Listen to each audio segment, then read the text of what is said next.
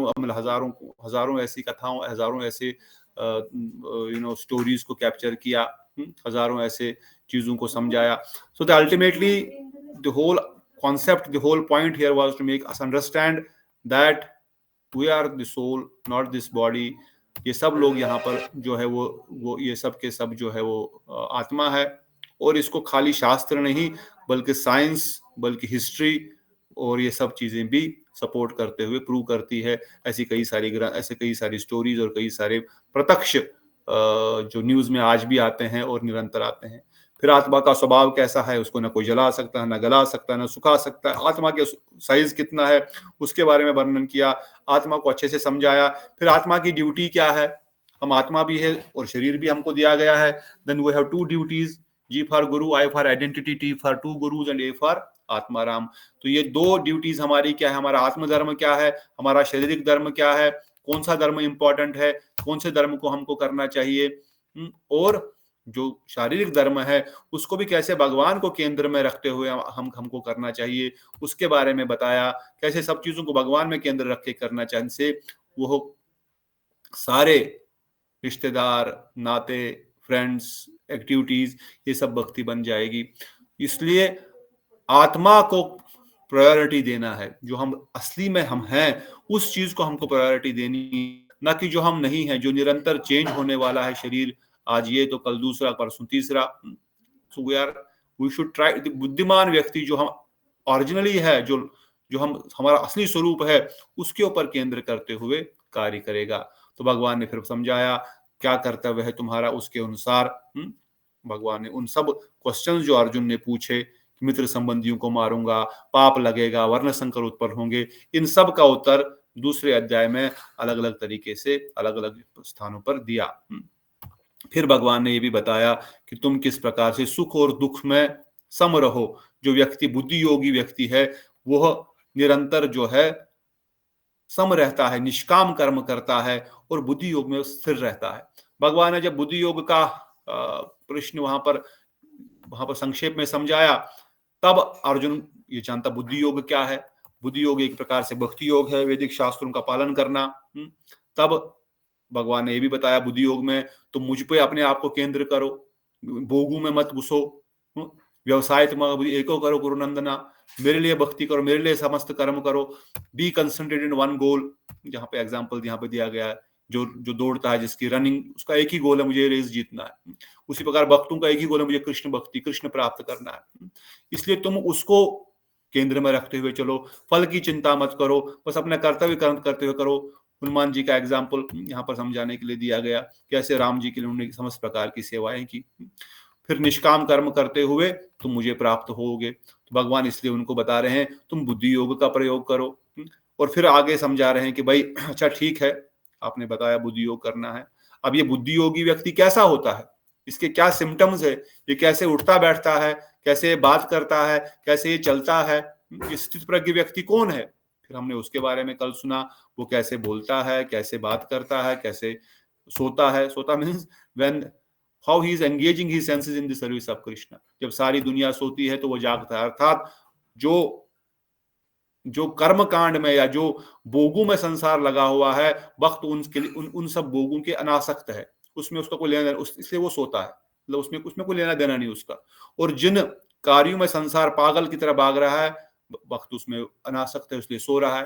और जो व्यक्ति संसारी जीव नहीं करता, भगवान उसी में कार्यरत है, अर्थात भक्ति में कार्यरत है. इसलिए भगवान ने बताया किस प्रकार से वो बैठता है, बोलता है, उसका मृदु भाषा है, बड़ी मीठी भाषा है, बड़ा प्रेम से बात करता है, स्नेह है, क्रोध नहीं रखता है. ये उसका स्वाभाविक गुण होता है, ये स्वाभाविक उसके लक्षण होते हैं.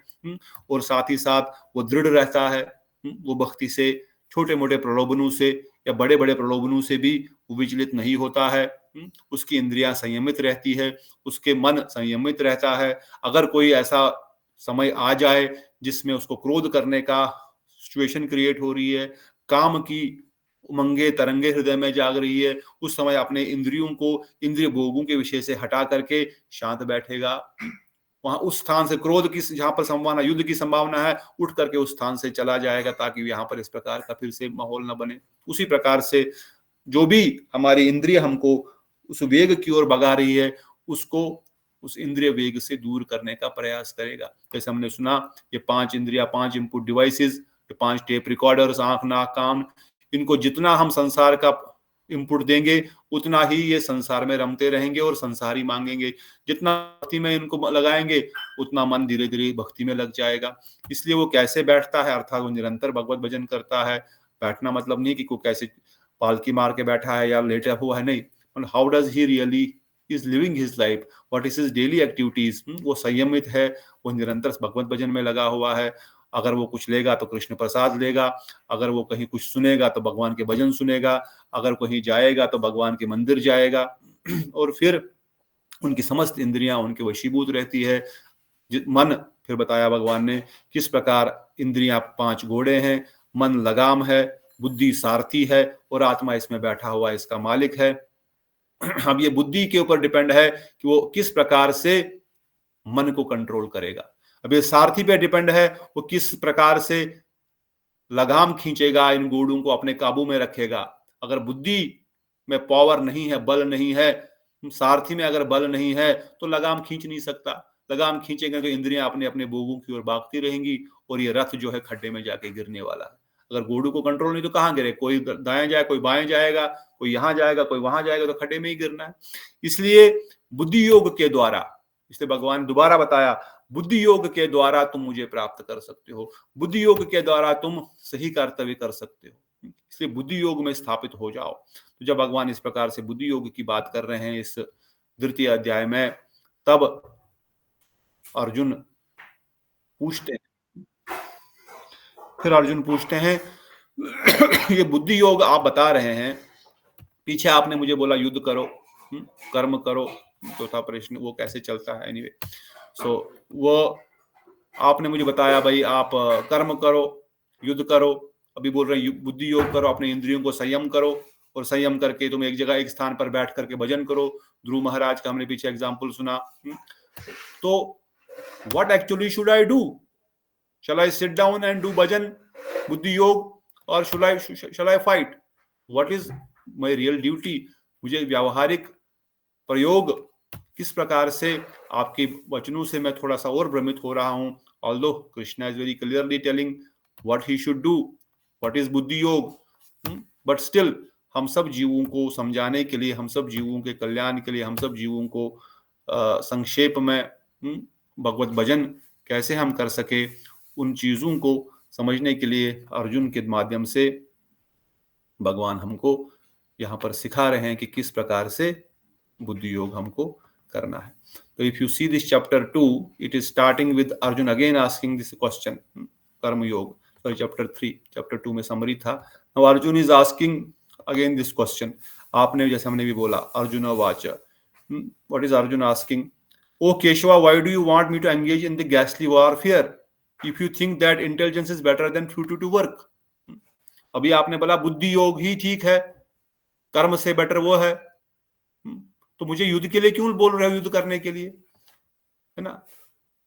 जायश्चेताम कर्मानस्ते मात बुद्धिर जनार्दना न किम कर्मानि घोर माम युजोषे केशवा। आप मुझे इस घोर युद्ध में क्यों डाल रहे हैं, जब बुद्धि योग के द्वारा मन को स्थिर करके, इंद्रियों को कंट्रोल करके हमको भजन करना चाहिए, हमको बैठना, हमको ये सब करना चाहिए। अब भगवान ने नहीं कहा तुम उसको बैठना चाहिए। Then again Arjun is asking, my intelligence is bewildered, अब मैं भ्रमित हो रहा हूं बाय यूर इक्विवोकल इंस्ट्रक्शंस। एक साइड से एक बोल रहे हो, एक साइड से दूसरी चीज बोल रहे हो। Please tell me decisively what will be my most beneficial for me. अभी कर्म करना ठीक है या बैठ के नाम जप करना, भजन करना ठीक है? मेरे लिए क्या ठीक है? What should I do actually here?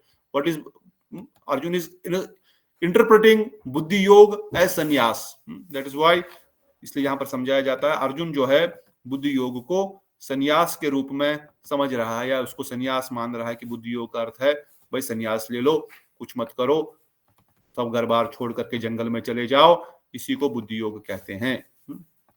Then भगवान श्री कृष्ण उनको समझा रहे हैं व्हाट इज कर्म योगा। इसको यहाँ पर नाम दिया गया ट्री। जिस प्रकार एक कोई पेड़ होता है या कोई जो पौधा होता है, उसकी जड़ें पानी में रहती है, जैसे कमल का फूल है, पर वो बाहर रहता है। किस प्रकार से हमको इस संसार में रहना है। तो अर्जुन की दुविधा बुद्धि योग करे या कर्म योग करे, प्रथम और दूसरे श्लोक में भी हमने पढ़ा। तीसरे से 16वें श्लोक तक भगवान ज्ञान योग का वर्णन करते हैं। ज्ञान योग बड़ा मुश्किल है, इसलिए अर्जुन तुम निष्काम कर्म करो, योग से अच्छा है कि कर्मकांड से कर्म योग की तरफ बढ़ना चाहिए। भगवान यहां पर बता रहे हैं हमको योग करना है, कर्मकांड से कर्म योग की तरफ बढ़ो। फिर 14वें श्लोक से 34 श्लोक तक अर्जुन बुद्धि योग के लिए योग्य है, फिर भी उचित उदाहरण प्रस्तुत करते हुए निष्काम कर्म योग का पालन करना चाहिए, भगवान उसको वर्णन कर रहे हैं। ऑल्दो भगवान भी कहते हैं तुम कर्मयोग, तुम जो है बुद्धि योग कर सकते हो, परंतु फिर भी तुमको संसार का एक एग्जाम्पल सेट करने के लिए बुद्धि योग करना, कर्म योग करना चाहिए। योग मार्ग में काम एक दुराजयी शत्रु है, इसलिए हमें स्थिर आध्यात्मिक बुद्धि से काम को जीतना चाहिए, कि लास्ट में भगवान बता रहे हैं। तो ये 4 कॉन्सेप्ट्स इस द्वितीय अध्याय में कर्म के माध्यम से, कर्म योग के माध्यम से भगवान समझा रहे हैं, बता रहे हैं।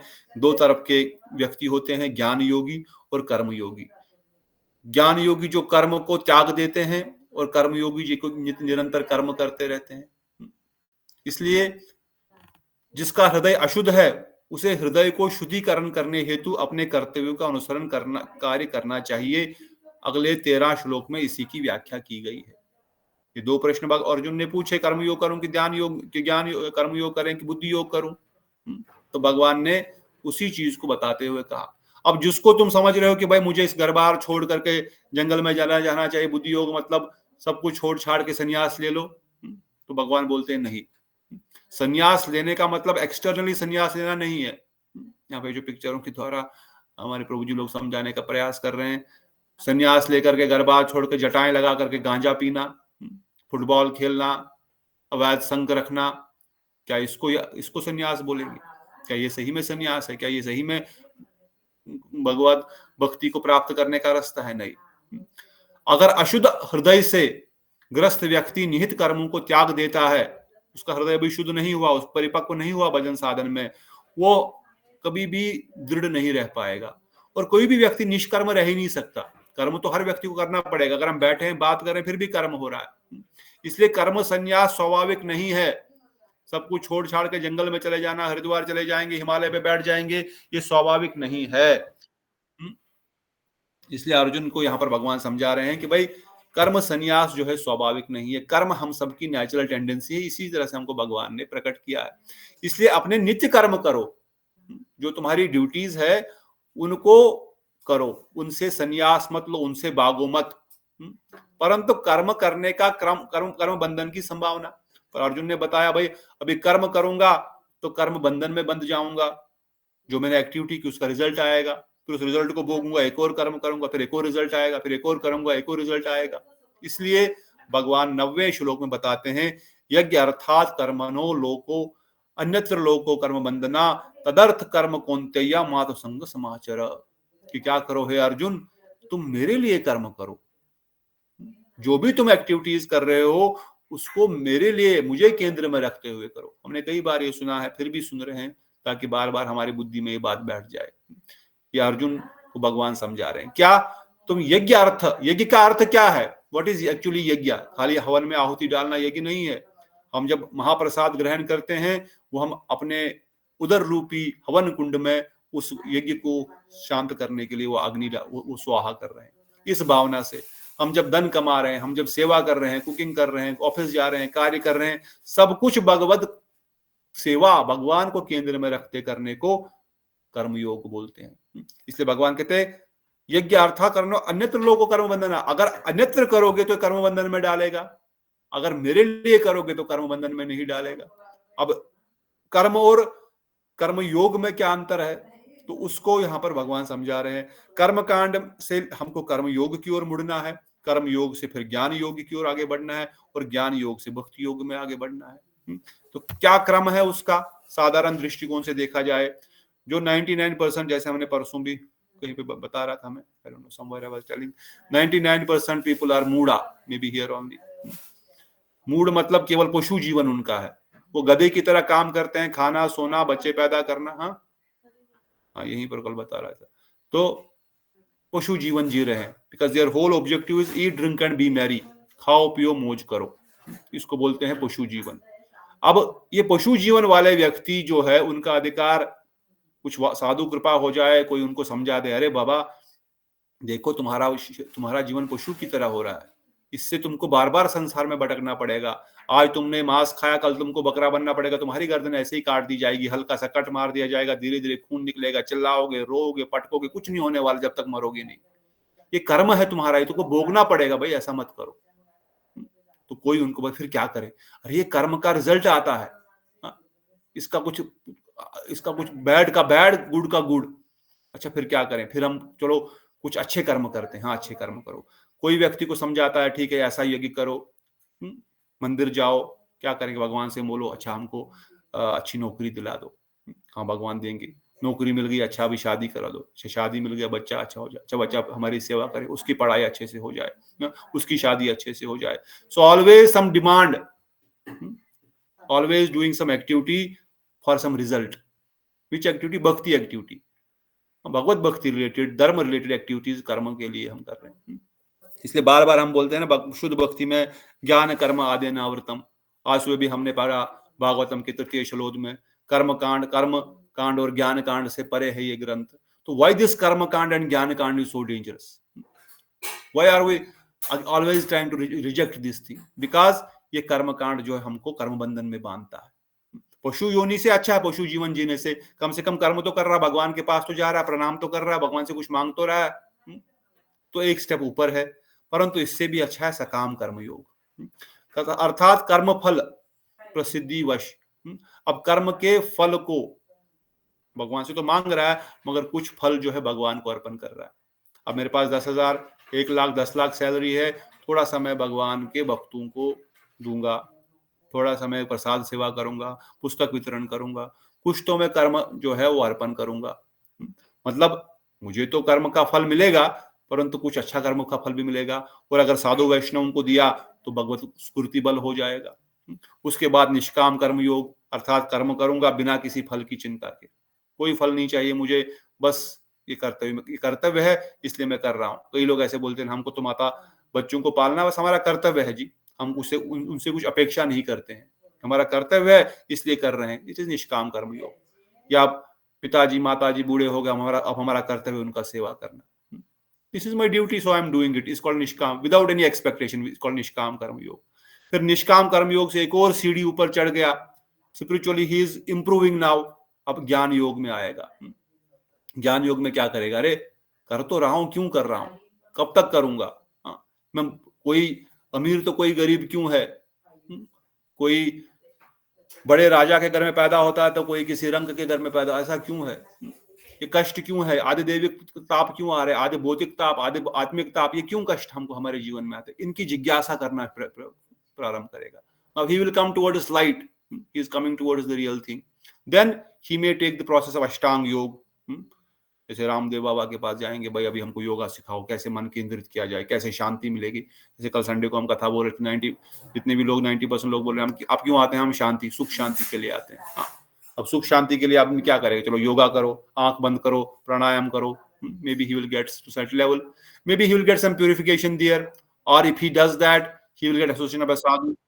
अगर उसको साधु संग मिल गया, साधु की कृपा मिल गई, तो फिर भक्ति योग में वो प्रवेश करेगा, फिर जाकर के भक्ति योग की सीढ़ी तक ये पहुंचेगा। तो this is a very long process actually, पशु जीवन से लेकर के भक्ति योग तक आने में करोड़ों करोड़ों जन्म लग सकते हैं। परंतु अगर कोई फास्ट प्रोसेस में जाना चाहता है, अगर कोई क्विकली प्रोसेस करना चाहता है, जैसे कोई लिफ्ट में बैठ करके ऊपर जाना चाहता है, तो वो क्या करे, पशु जीवन अगर जी रहा है, उसको शुद्ध भक्तों का संग मिल गया, महाभागवत गुरु ने उनको आश्रय ग्रहण कर दिया, उनको ग्रहण ले लिया, उनको गुरु मंत्र दे दिया, उनके सारे समस्त पापों को, हाँ दीक्षा काले शिष्य करे आत्मसमर्पण, ताहि काले गुरु करे कृष्ण करे वरण। जो ही दीक्षा के समय शिष्य ने आत्मसमर्पण कर दिया गुरुदेव के सामने, कृष्ण ने उसको वरण कर लिया, कृष्ण ने उसके समस्त पापों को उसी समय खत्म कर दिया। जिस प्रकार से एक रुई के ढेर में एक चिंगारी से आग लग करके वो पूरा साफ हो जाता है, उसी प्रकार समस्त कर्म खत्म हो गए उसके। वो शुद्ध हो गया, और शुद्ध होते ही साधन भक्ति शुरू हो गई उसकी।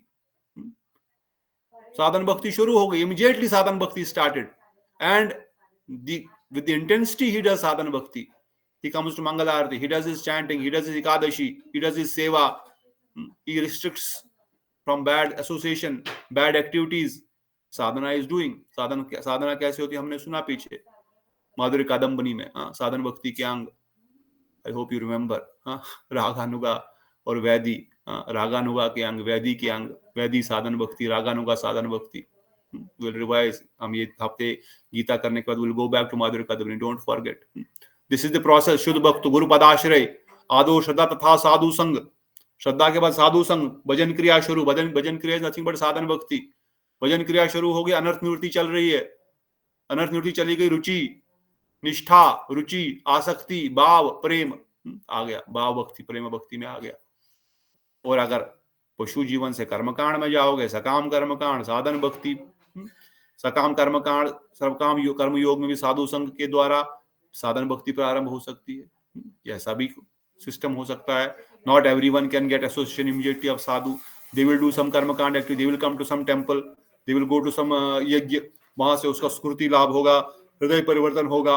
बहुत समय तक वो ठाकुर सेवा करता है, घर में करता है, मंदिर में करता है, कुछ मंत्र जप करता है, भले ही संसार के कर्म, संसार में कुछ प्राप्त करने के लिए ही कर रहा है स्टार्टिंग में, या बाद में केवल न जानते हुए, गुरु भी नहीं है मगर कर रहा है, भजन कर रहा है, कुछ ना कुछ पूजा पाठ कर रहा है, घर में ब्राह्मण कुल में उत्पन्न हुआ है, घर में कुछ बैकग्राउंड, कुछ साधु, कुछ भक्ति का है, कर रहा है, but he doesn't have guru yet. So that person also will get skruti, and he may come to the stage of sadhan bhakti, and then he will start jumping to bhav bhakti and prema bhakti.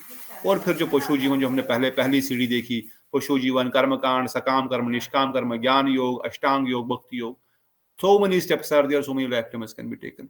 इसलिए भगवान अर्जुन को समझा रहे हैं कि यदि आप कर्मफल की आशा से मुक्त न हो तो भी पूरी तरह निष्क्रिय रहने के बजाय आपको फल की आशा करते हुए कर्म करना चाहिए. अगर तुमको लगता है कि भाई कर्म फल की आशा से तो मुक्त नहीं हो, मुझे तो कुछ फल चाहिए, जैसे हम अभी आदित्य प्रभु से बात करते, बहुत लोग, विवाह का सप्ताह होने वाला है, many people want to do service nishkam, many people want to some results, many people want हमको स्टेज पे कोई सम्मान आदि करे. ठीक है, आपको कुछ इच्छा अगर है भी, अगर कुछ कर्म फल अगर हम किसी इच्छा से भी करते हैं, चलो फिर भी ठीक है, it is the first stage, better than not doing anything, better than being a पशु. एक पशु से बेटर कम से कम आप कर्म फल की इच्छा से तो भगवान के पास जाएंगे. और फिर भगवान इसमें समझाते हैं किस प्रकार से कर्म का चक्र चलता है.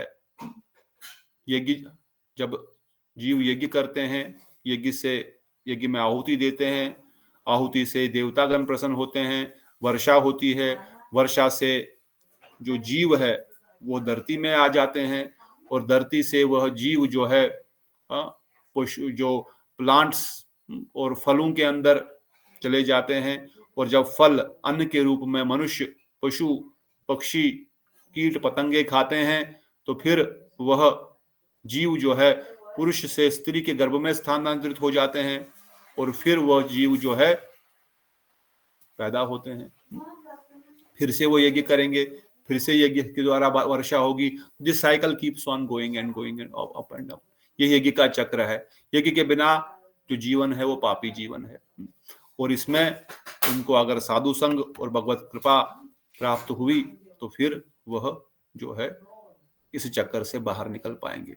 जो तीसरा ई है, एग्जाम्पलरी कर्मयोगी. अब भगवान कृष्ण अर्जुन पूछ रहे हैं, ऐसा कोई कर्मयोगी है कि जिसने भगवत प्राप्ति की हो? आप मुझे बोल रहे हैं कर्मयोग करो, बुद्धि योग मत करो, ठीक है, युद्ध करो, पर कोई ऐसा हिस्ट्री, कोई एग्जाम्पल है कि कर्मयोग करने से उसको कृष्ण प्राप्ति हुई है, भगवत धाम की प्राप्ति हुई हो? इसका क्या प्रूफ है? मैं कैसे मानूं कि कर्मयोग करने से मुझे भी आपकी प्राप्ति हो जाएगी? आत्म साक्षी व्यक्ति के लिए कोई कर्तव्य नहीं. भगवान बोलते हैं जो आत्म साक्षी व्यक्ति है उसके लिए कर्तव्य कर्म कोई नहीं रहता है, किंतु जो व्यक्ति आत्मा में ही आनंद लेता है, आत्मा में ही पुनरत्य संतुष्ट रहता है और स्वयं तो संतुष्ट रहता है, उसके लिए कोई निहित कर्म अनिवार्य नहीं है. जो आत्मा राम है, जो भगवान के पूर्ण शरणागत है, जो उसने घर बार छोड़ करके केवल भगवत भजन करता है, सही में जो भगवत भजन करता है, उसके लिए कोई कर्तव्य कर्म करना अनिवार्य नहीं है। कई बार प्रश्न आता है कि भाई ये छोटे छोटे लड़के लोग कॉलेज लाइफ में ही सब घर बार छोड़ करके फुल टाइम हो जाते हैं, जिन ब्रह्मचारी बन जाते हैं, इनका कर्तव्य नहीं है क्या माता पिता की सेवा करना, बड़े बुजुर्गों की सेवा करना, समाज की सेवा करना? समाज ने उनको दिया, पढ़ाया लिखाया, बड़ा किया, इंजीनियर बना, आईआईटी से पास आउट हुए, आईआईएम से आए, और सब कुछ छोड़ छाड़ के उनकी ड्यूटी नहीं है कि वापस सोसाइटी को देना, वापस अपने घर वालों की सेवा करना? ऑफ कोर्स कर्मकांड पोर्शन में या सकाम कर्म में वो ड्यूटी है, मगर अगर कोई आत्म साक्षात्कारी व्यक्ति है, अगर कोई भगवान की शरणागति ग्रहण करता है, अगर भगवत सेवा में पूर्ण लग जाता है, जो रूट है, जो जड़ है, उसकी सेवा करता है, तो उसके लिए कोई कर्तव्य कर्म नहीं रह जाता। अदरवाइज मातर ऋण तो 100 जन्म में माता की सेवा करने से भी पूर्ण नहीं होने वाला। पितृ ऋण, देव ऋण, भूमि ऋण, ऋषि ऋण, ये बहुत सारे ऋण हम पर चढ़े हुए हैं। इनको अगर 100 जन्म तक करेंगे तब भी नहीं होगा, और 100 जन्म में करने के लिए हमको और 100 जन्म लेने पड़ेंगे, और 100 जन्म लेंगे तो और हमको 100 जन्म के लिए करना पड़ेगा। So it is always getting multiplied by 100 into 100 into 100 into 100, so we can never come out of this rin, चाहे वो मातृ ऋण है, चाहे देव ऋण है, चाहे ऋषि ऋण है, चाहे भूमि ऋण है।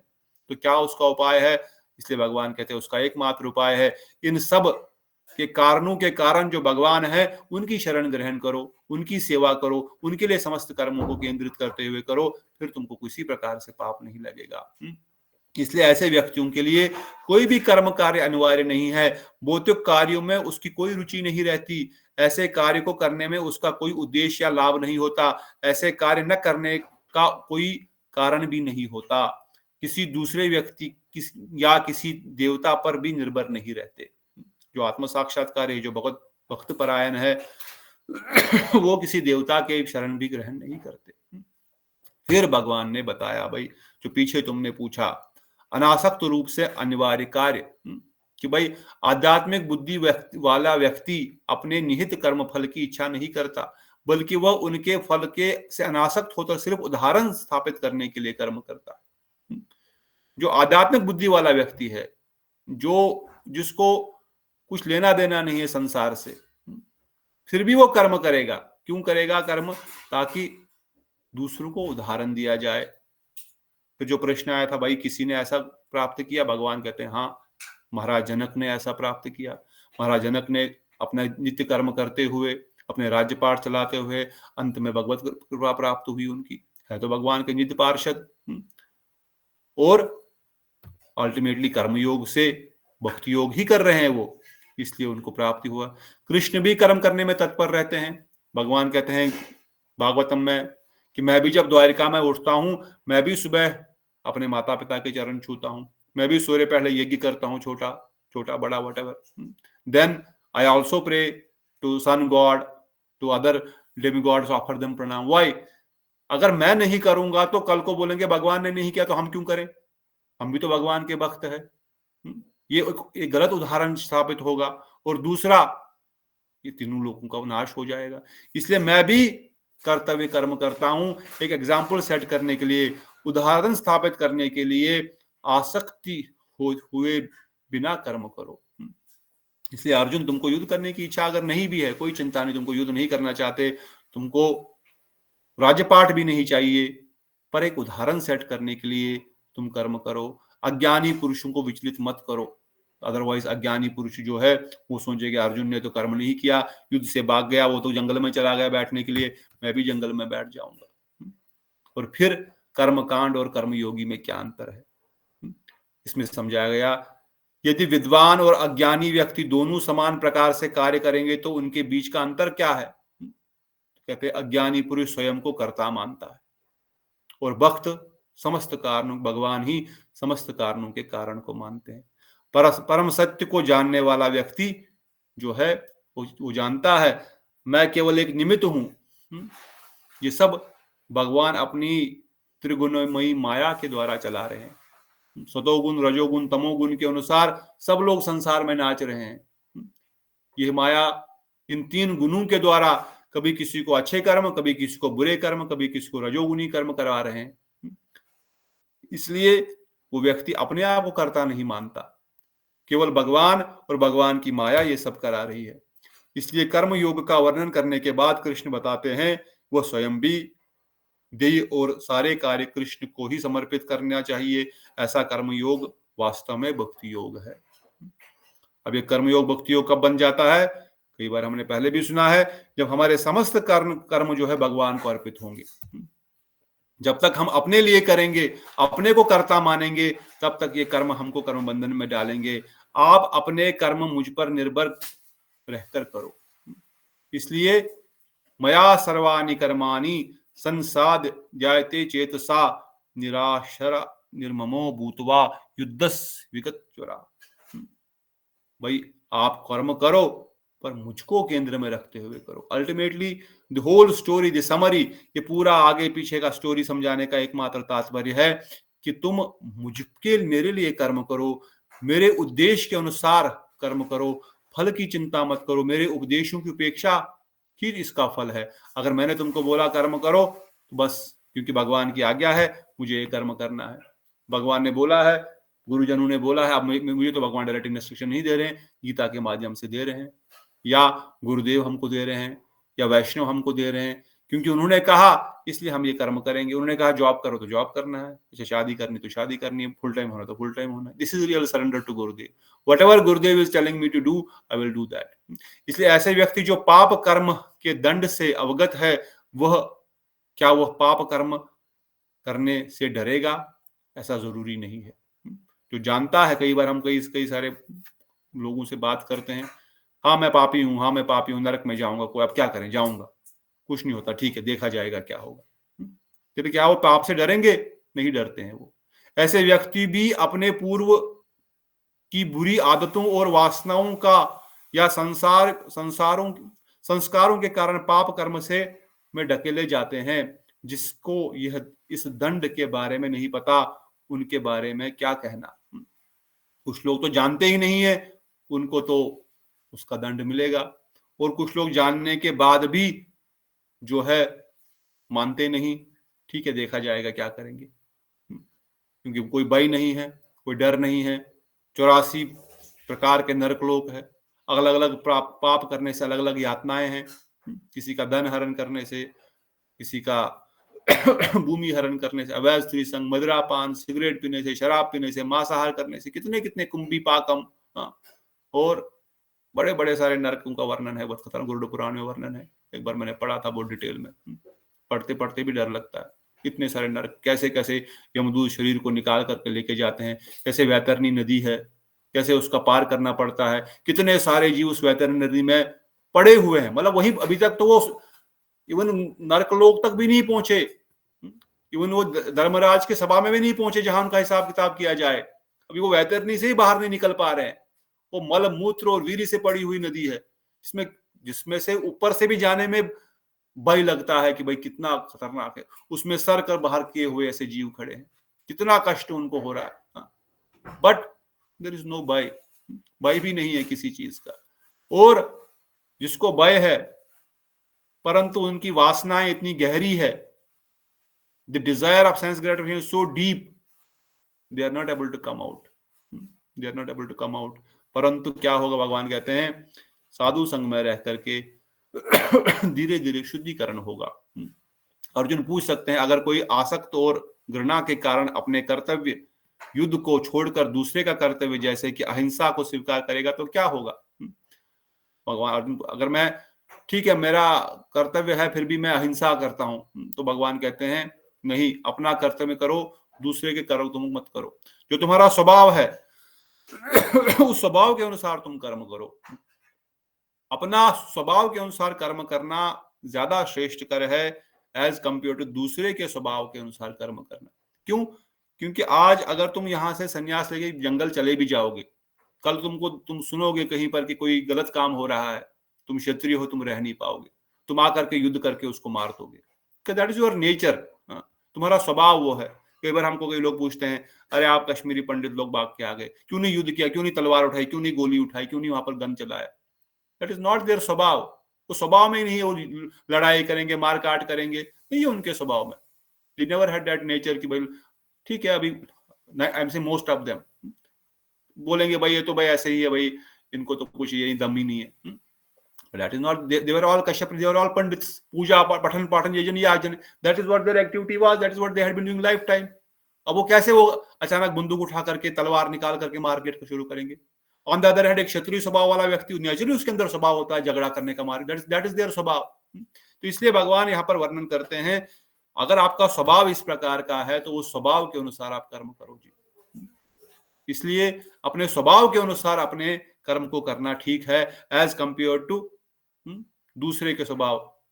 दूसरे का काम करने से अपना रास्ता भी भूल गया. हाँ, कहते हैं ना, वो कौवा चला हंस की चाल और अपनी चाल भी भूल गया. इसलिए भगवान यहाँ पर समझा रहे हैं कि अपने कर्तव्य कर्म को अपने स्वभाव के अनुसार करो, परंतु धीरे धीरे साधु संग में रह करके राग देश से उदित करते हुए. अब अर्जुन जीवों के भौतिक पदार्थों में आसक्ति के बारे में प्रश्न करते हैं, जो शास्त्रों में वर्जित है. अर्जुन के अथ केन प्रयुक्तामा पापचरित पुरुषा अनछिन्न वर्षणीय बलावाद नियोजिता. हे भगवान, मुझे लग रहा है, ऐसा लगता है कि कई बार न चाहते हुए मैं पाप करता हूं. मुझे लगता है कोई जैसे मुझे जबरदस्ती पाप में धकेल रहा है. I don't want to do this, I know this is not good, but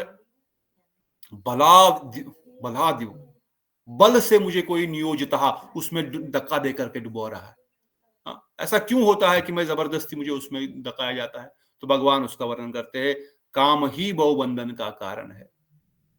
Kamesh क्रोधेश रजुगुण समुद्भवा महाशनो महापापमा वेधिनियम वेरिनम. हे अर्जुन, ये काम, ये desire to enjoy is the root cause. काम के आवरण के 3 विभिन्न प्रकार है. एग्जाम्पल भगवान समझाते हैं, जिस प्रकार से धुएं से आग ढकी होती है, जिस प्रकार गर्भ से बच्चा ढका हुआ है, जिस प्रकार डस्ट से या धूल से शीशा ढका हुआ होता है, उसी प्रकार से जो हमारी काम है, जो हमारा ज्ञान है, वो कामनाओं के द्वारा ढका हुआ रहता है. इस जीव को कैसे ढक लेता है? जो हमारा जितना भी हम ज्ञान सुने हैं, जितना भी हमने कथा सुनी, गीता सुना, भागवत सुना, मगर अगर ऐसी कोई सिचुएशन आ गई, कामनाएं हृदय में प्रकाटित हो गई, तो सब ज्ञान इधर उधर रह जाता है. क्यों? क्योंकि ये सब ढक जाता है, कामनाएं उसको ढका देती है. क्यों? क्योंकि ऐसा लगता है कोई दृढ़ बलपूर्वक हमको उसमें धकेल रहा है. तो इसका रूट कॉज क्या है? इसका रूट कॉज है काम और कामना. इसलिए कहा गया, काम कभी संतुष्ट नहीं होता है. काम ऐसी वस्तु है, समझो आग है, और इसको, आग को जितना हम घी डालेंगे उतना आग बढ़ती जाएगी. There is no way if I satisfy some desires and I will become satisfied tomorrow. मुझे कोई खाने की इच्छा, आज मैं बहुत खा लिया, तो कल से मैं खाऊंगा ही नहीं वो वस्तु. कई बार कई लोग ऐसे बोलते हैं, अभी हम ना एक बार से पूरा प्याज लहसुन खा लेंगे, इस बार फिर कल से नहीं खाएंगे, फिर हम परमानेंट छोड़ देंगे. सिगरेट ना आज पूरा पी करके कल से मैं नहीं पीऊंगा फिर. पर ऐसा कोई संभव ही नहीं है. जितना आप उसको स्वादन करोगे, जितना उस इंद्रिय को वो इनपुट दोगे, tomorrow mind will ask more. So every day you should try to reduce, not that कि I will do tomorrow full and tomorrow I will be able to leave. No. इसलिए बताया गया, जितना हम अधिक कामों को, कामनाओं को संतुष्ट करेंगे, उतना ही हमारा जो है, हमारा उतना ही कामनाएं बढ़ती जाएंगी. इसलिए काम के 3 निवास स्थान है. अब ये काम कहाँ कहाँ रहता है, इसका स्थान कहाँ पर है, भगवान अर्जुन को समझा रहे हैं. क्या? कि आसक्ति, असद चेष्टा, जो असद हमारी चेष्टाएं हैं, इनमें काम है. पिछले श्लोक के संबंध में आपको शत्रु का निवास स्थान पता है तो विजय प्राप्त किया जा सकता है. अगर जानते हैं काम कहां पर रहता है, कैसे रहता है, तभी तो उसके ऊपर हम विजय प्राप्त कर सके. शत्रु कहां रह रहा है, तभी तो उसको मार सकते हैं. पता ही नहीं शत्रु रहता कहां है, तो कैसे मारेंगे उसको? इसलिए कहा गया, पहले इंद्रियों को नियंत्रण करो, पहले मन और बुद्धि पर विजय प्राप्त करने की कोशिश मत करो, क्योंकि यह इंद्रियों से ज्यादा शक्तिशाली है. इंद्रियों से परे कौन है? अगर आपको याद हो, एक सिस्टमैटिक तरीके से जो शरीर का विश्लेषण किया गया, सेंसेस के ऊपर कौन है? पीछे हमने दूसरे अध्याय में, इंद्रियों से परे, ज्यादा बोल दिया क्या मैंने आज? मन प्रभु। मन, और मन से परे बुद्धि। बुद्धि, बुद्धि से परे आत्मा। आत्मा. तो इसलिए भगवान यहाँ पर वर्णन कर रहे हैं, बाबा आप डायरेक्टली मन को मत केंद्र मन को टारगेट मत करो, मैं मन को कंट्रोल कर लूंगा, हाँ, मैं बुद्धि को नहीं। पहले मन और बुद्धि पर विजय प्राप्त करने की कोशिश मत करो, क्योंकि यह इंद्रियों से ज्यादा शक्तिशाली है। इसलिए इंद्रियों को इंद्रियों के भोगों के वस्तु से हटा दो। This is the root cause. जड़ वस्तु, जो भोग की वस्तुएं हैं, वहां हमारी इंद्रियां चली जाती है, फिर मन उनको बोलता है मैं भोग करूंगा, फिर बुद्धि बोलेगी yes go ahead, and then you will start enjoying. इसलिए इंद्रियानी, अपने मन को आध्यात्मिक बुद्धि में स्थिर करो। एवं बुद्धि परा बुद्धिम संसात बयात मनास मनतम मनास आत्मनः जहि शत्रु महाबाबो काम रूप दुराश्रय। बोलते हैं ये जो जड़ शत्रु है ये काम रूप है, इसको दुरासदा, इसको खत्म करना बड़ा कठिन है। अर्जुन कहते हैं ठीक है भगवान, आपने ये सब तो बोला मुझे भाई, ये सब ठीक है, अगर ये सब तो अच्छी बात है, हमको भगवत भक्ति करना चाहिए, मगर संसार में एक ही तो सुख है, वो काम सुख है, इसको रहने दो, क्या फर्क पड़ता है। भगवान कहते हैं काम रूपम दुरायम जहि शत्रु महाबाबो, दिस इज द रूट। ये सबसे खतरनाक शत्रु ये जड़ है, इसलिए इस जड़ को खत्म करना पड़ेगा। हाँ, इसलिए यहाँ पर समझाया जाते हैं therefore Arjuna, the best of vartas, in the very beginning curb this great simple sin called lust by regulating senses and slay the destroyer of knowledge and self realization। क्या यह आत्म साक्षात्कार को लिए बड़ा बाधक है, खत्म कर देगा आत्म साक्षात्कार को, आपके ज्ञान को भी खत्म कर देगा। कौन? ये काम। इसलिए हे अर्जुन, हे भरत श्रेष्ठ, बिगिनिंग पहले से ही इसको खत्म कर दो। कैसे? The working senses are superior to dull matter. Mind is higher than senses. Intelligence is still higher than the mind. Soul is even higher than diligence. Thus, knowing oneself to be transcendental to the material senses, mind, intelligence, O mighty armed Arjuna, one should study the mind by deliberately spiritual intelligence, Krishna consciousness. Thus, by spiritual strength, conquer the unstable enemy known as lust. तो ये lust कहाँ रहती है? ये हृदय में रहती है। अब हृदय से लस्ट कैसे जाएगी? इसका कोई उपाय है दूसरा कोई? इसका एकमात्र सबसे सरल उपाय जो है वो क्या है? कृष्ण भक्ति में लगाओ। और what is this solution? How can we overcome this lust? Krishna भक्ति में कैसे लगेगा? क्या करना पड़ेगा? क्या करना पड़ेगा दीक्षा? सबसे सरल उपाय क्या है कृष्ण भक्ति में लगने का? सबसे सरल उपाय क्या है काम से बाहर निकलने का?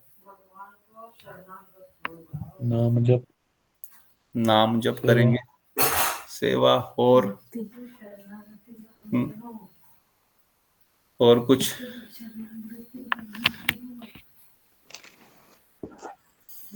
श्रवण कीर्तन प्रभु जी, साधु संग।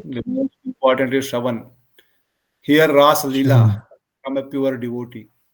If you want to conquer lust, you have to hear Hari Katha. You have to hear Krishna Leela from the lips of a pure devotee. That is how we can conquer lust. There is no other way to conquer lust. हमारे मन में, हमारी बुद्धि में कभी ऐसी शक्ति नहीं है। इसको दूसरा इनपुट देना पड़ेगा। इस इनपुट डिवाइस को दूसरा इनपुट देना पड़ेगा, कृष्ण कथा रूपी इनपुट देना पड़ेगा, तब ये काम रूपी इनपुट को बाहर फेंक देगा। इसलिए निरंतर कृष्ण कथा में हमको रत रहना है, निरंतर कृष्ण भक्ति की एक्टिविटीज में रत रहना है। बड़ा सिंपल है। अभी हमने यहाँ पर कथा सुनी, अभी हम थोड़ा सा चिंतन करेंगे इसको। बाद में हमने क्या क्या सुना? अच्छा आत्मा, अच्छा काम वासना है, अच्छा बुद्धि, कर्म योग, अच्छा कर्म नहीं करना है, कर्म योग करना है। अच्छा कर्म योग कैसे करना है? भगवान के लिए केंद्रित करते हुए करना है। अच्छा निरंतर every day when I am bringing something, when I am cooking something for Krishna, I have to cook for Krishna. Remind your mind, I have to cook for Krishna. Input दे दो उसको, मुंह से बोलो, कानों से सुनो, फिर कि भगवान के लिए कुकिंग करना है, भगवान के लिए जॉब करना है, भगवान के लिए पढ़ाई करनी है, भगवान के लिए घर साफ करना है, ये सब भगवान के लिए करना है। भगवान ये अपने ये चिंतन करना है। अब चिंतन करते हम सो जाएंगे तो रात में निरंतर इसी का चिंतन होगा, भगवत लीला, भगवत चिंतन होगा। सूर्य नींद से उठे तो मंगल आरती घंटी बज जाती है, टिन टिन। अब मंगल आरती में बैठ गए, मंगल आरती आपने कर ली, बाद में अष्टकम पढ़ लिए, मन लगा हुआ है। अष्टकम पढ़ने के बाद थोड़ी कथा हो गई, मन लग रहा हुआ है। तब तक फिर थोड़ा सा नाम जप करेंगे। अब कथा कष्टम खत्म हो गया, अब नाम होगा, 1-1.5 घंटा 2 घंटा नाम चलेगा। अब नाम से खत्म होते होते फिर महाप्रसाद ग्रहण करो, फिर से भगवत भक्ति अंदर आ गई। फिर अभी ऑफिस का काम करना है, ठीक है, कोई बात नहीं, ऑफिस के काम में तो ऑफिस में आदमी मन बिजी रहेगा, इंद्रियां बिजी रहेंगी, यहाँ वहां भोगों के पीछे कहाँ भागेगी, तब तो ऑफिस का ही टेंशन, इधर की उधर की बातें उसमें ही होगी। वो दिन खत्म हो गया, फिर से माला उठाओ, फिर से अपना जप करो। शाम हो गया, संध्या आरती कर लो, संध्या आरती खत्म होगी, फिर से कथा हो जाएगी, कथा खत्म होते तो प्रसाद ले लो, फिर से सो जाओ, फिर से सुबह उठो। So what is the input your mind is getting every day? Only Krishna कथा, भगवत स्वरूप रिलेटेड। तो अगर ऐसा निरंतर चलता रहा तो फिर कहां मन को मौका मिलेगा भोग करने का? इसलिए जितना अधिक हम अपने आप को कृष्ण संबंधित वस्तुओं के साथ जोड़े रखेंगे, चाहे वो कथा है, चाहे वो कीर्तन है, चाहे नाम जप है, जैसे कृष्ण को बताया, चाहे वो गुरु की पदाश्रय है, उनकी सेवा करना है। So ultimately our 24 hours out of 24 hours should go only in Krishna consciousness.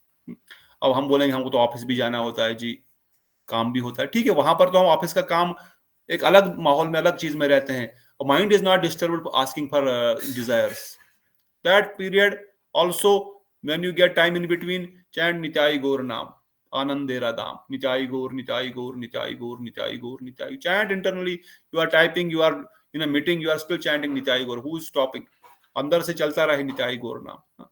तो ये प्रैक्टिस है, इसलिए भगवान बोलते हैं अभ्यास है वही Kaunteya. It may look difficult, yes, ऐसा लगता है बलपूर्वक हमको कोई पाप में धकेल रहा है, कर्म हमको भोगों में धकेल रहा है, दैट इज ट्रू।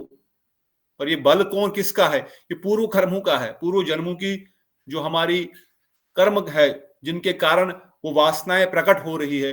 और हमको लग रहा है बल से कोई धकेल रहा है, कोई बल से नहीं, बल से धकेल रहा है, but it is not coming from external, it is my activities what I have done. वो कर्म का वो बीज अंकुर होकर के बाहर प्रकट हो रहा, भोग लो, नो माई चॉइस, बिकॉज ये तो मैंने कर्म किया है ना, मुझे तो भोगना पड़ेगा इसको। इफ आई सरेंडर, कृष्ण ये कर्म भी आपको अर्पण। और जब जितना हम कम इनपुट संसार का इंद्रियों को देंगे, उतना ही मन जो है भगवत भक्ति में निरंतर रहेगा। So that is why Srila Prabhupada used to say our process is perfect. From morning mangal aarti till shayan aarti, everything is structured in a perfect way.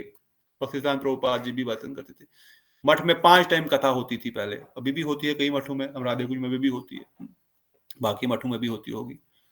5 time कथा, 5 टाइम आरती, 3 टाइम महाप्रसाद, फिर आपका नाम जप। Where is the time? ब्रह्मचारी के पास टाइम ही कहाँ है? और गृहस्थी के पास जो 7-8 घंटे बीच में ऑफिस जाने को या खेती करने के लिए या दुकान से चलाने के लिए मिलते हैं, उसमें आप निरंतर नाम जप करते रहो अंदर अंदर से। और वो एक ड्यूटी कमर के भगवान का कर्तव्य कर्म करते हुए वो भी कर्म बंधन में नहीं बांधेगा। And this is very simple, very simple process, we all can do it. So इसी कर्म योग के माध्यम से ultimately we have to come to gyan yoga and भक्ति योग। सो इस अध्याय को यहीं पर विराम देंगे। कोई प्रश्न किसी का?